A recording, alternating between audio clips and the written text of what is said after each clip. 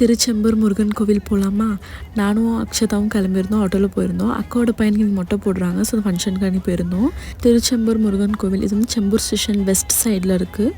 10 to 15 minutes walking distance. இந்த கோவில் 1980s இருக்குது. தம்பிக்கு மொட்டை போட்டு காதெல்லாம் குத்திட்டு அப்புறம் நாங்கள் அப்படியே மேலே போய் சாமி கும்பிட்டு போயிருந்தோம். இந்த கோயிலுக்கு நான் சின்ன வயசில் போகும்போது சைட்லலாம் யானை படமாக இருக்கும். ஸோ நான் வந்து யானை கோயில் போகணும் அப்படின்னு சொல்லிட்டு போவேன். ரொம்ப பிடிக்கும் இந்த கோயில் போகிறதுக்கு. மேலே என்ட்ரி ஒன்றுனா அங்கே ஃபோட்டோஸ் எடுக்கக்கூடாது சொன்னாங்க. பட் யாருக்கு அவங்களுக்கு தெரியாமல் நான் சைட்லேருந்து வீடியோ எடுத்துட்டோம். மொட்டை போடும் போது மேலே இல்லை, காது குத்துனது ரொம்ப அழுதுட்டு இருந்தான். அதுக்கப்புறம் கீழே போயிட்டு பிரசாதம் கொடுத்துட்டு இருந்தாங்க. அப்புறம் நாங்கள் சாப்பிட்றதுக்கு வந்து ஐயப்பன் ஹோட்டல் செம்பூரில் தான் இருக்குது. இங்கே வந்து பியூர் வெஜ் இந்த ஹோட்டலில். அங்கே தான் புக் பண்ணியிருந்தாங்க.